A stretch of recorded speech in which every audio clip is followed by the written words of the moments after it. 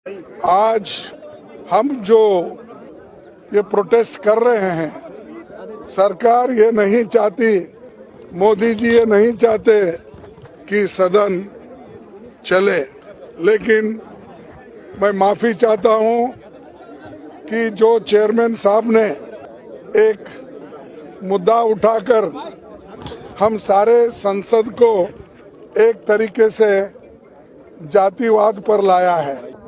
यहाँ पर जो घटना घटी लोकसभा में, वही मुद्दे पर लोकसभा और राज्यसभा में हम ये उठाना चाहते थे कि क्या सिक्योरिटी ब्रीच कैसा हुआ, कौन उसके लिए रिस्पॉन्सिबल है और क्यों ऐसा हुआ, इसके बारे में आप सदन को बताइए।